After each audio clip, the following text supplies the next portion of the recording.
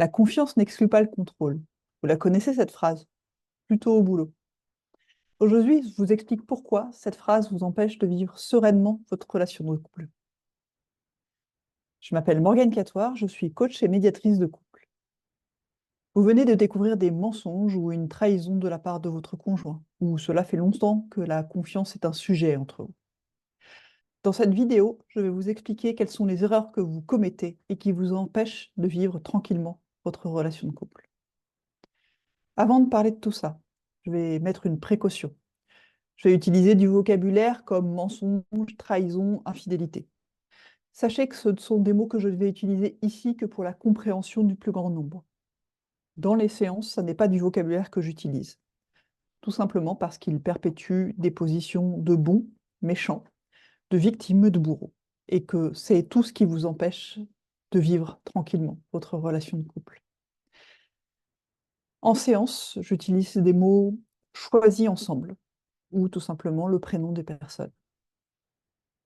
De quoi vous parlez en séance quand vous parlez de mensonge ou de trahison? D'abord, ces mots-là, ce sont les mots de celui qui décrit la situation, pas de celui qui a posé les actes. Ces mots parlent du fait qu'il y a un trou dans la perception, un décalage entre ce que vous pensiez être en train de vivre et les actes réalisés par l'autre, et un décalage entre ce que vous aviez envie de vivre et ce que l'autre vous fait vivre. Vous savez, c'est comme dans les films ou les pièces de théâtre.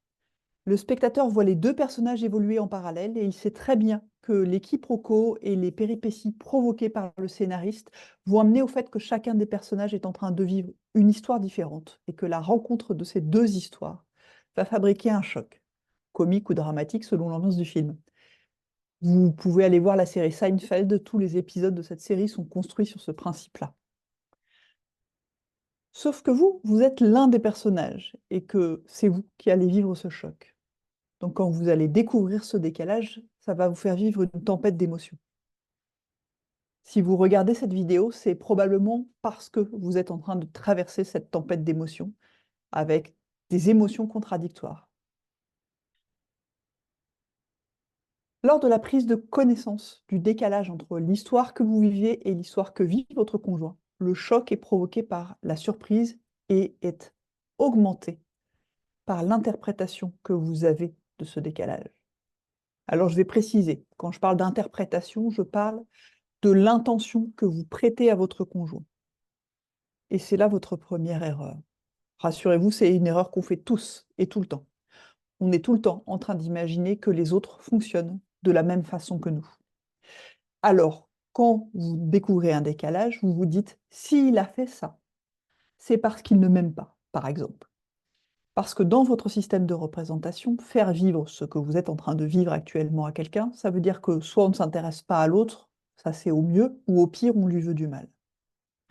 Je vais vous prendre un exemple très concret. J'ai échangé avec un jeune couple. La jeune femme dit à son conjoint, qui est parti à l'étranger pour un mois, que l'un de ses amis est venu passer la journée avec elle. Cet ami est un homme. À son retour, le jeune homme, en échangeant avec le groupe d'amis, découvre que cet ami, homme de sa compagne, a dormi à leur appartement. Il considère ce trou dans la communication comme un mensonge, comme une trahison de la part de sa compagne, et il se met à la soupçonner d'infidélité. Comment j'ai travaillé avec ce jeune couple? Évidemment, ce jeune couple était rentré dans quelque chose de la confiance n'exclut pas le contrôle. La jeune femme a exprimé au cours du travail que son compagnon est inquiet de ses fréquentations et qu'il met régulièrement en doute l'amour qu'elle a pour lui. Il ne lui fait pas confiance. Et pour se rassurer, il lui demande souvent où elle est, avec qui. Et plus son inquiétude est grande, plus il vérifie et demande d'informations. Et ensuite, il demande comment ça s'est passé. En parlant, il s'est rendu compte lui-même qu'il passait son temps à vérifier que les informations étaient cohérentes entre ce qui était annoncé et ce qui était dit après le programme prévu.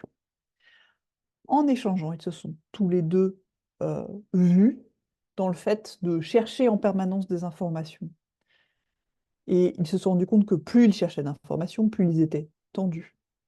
Que ce mécanisme de la confiance n'exclut pas le contrôle, en fait, dessert leur sérénité et dessert leur relation. C'est bien là le deuxième piège. Plus on est concentré sur l'idée de vérifier si on peut faire confiance à l'autre, plus on va percevoir les incohérences, les décalages, et donc au lieu d'être rassuré, on va être de plus en plus inquiet. Ok, alors comment on fait avec ça? En médiation, je vais vous proposer de suivre le chemin suivant. On va aller explorer l'histoire de cette peur. En l'occurrence, chez le jeune homme, on a échangé sur comment c'était arrivé dans leur relation, ce sujet-là. On a échangé sur le contexte qui a amené l'un des partenaires à tronquer les informations qu'il donne à son conjoint.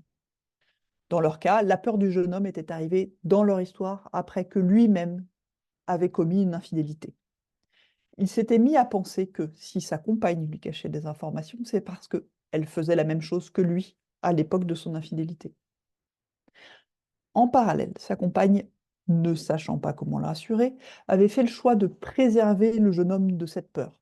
Sa logique, c'est: j'ai rien à me reprocher, je veux pas qu'il soit malheureux, donc je lui dis pas tout, comme ça il n'est pas dans le doute. Et il ne vit pas ses émotions difficiles et on n'est pas en train de se disputer.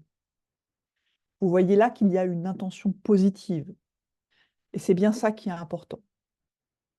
Ce travail, il va permettre de voir que chacun des membres du couple a joué une part de responsabilité dans le conflit et comment chacun a permis l'émergence de cette difficulté. C'est de voir la responsabilité de chacun et l'intention réelle, pas l'intention supposée, celle de départ qui vous fout la trouille. L'intention réelle de chacun en posant les actions de je ne dis pas tout et en même temps, de l'autre côté, je suis en train de vérifier. Et ça permet aussi de voir que le conflit arrive parce que les actes de l'un sont interprétés par l'autre à travers ses propres lunettes, à travers ses peurs et à travers les filtres de sa propre histoire, ses propres actes. Que se passe-t-il ensuite? Une fois que ce travail d'exploration d'histoire est fait, les émotions ont baissé d'un sacré niveau. Il faut encore un peu de temps pour digérer tout ça. Mais en tout cas, vous avez tous les éléments pour digérer en sérénité ces éléments-là. Vous pouvez alors constater ensemble où en est votre relation. Et vous pouvez construire les bases d'une nouvelle façon d'être en relation. Une façon qui tient compte de qui vous êtes dans toutes vos facettes. Et vous construisez donc la possibilité d'une relation durable où vous pouvez être pleinement vous-même. Si vous vivez de la perte de confiance entre vous, vous trouverez sous la vidéo le lien pour une rencontre avec nous. À bientôt.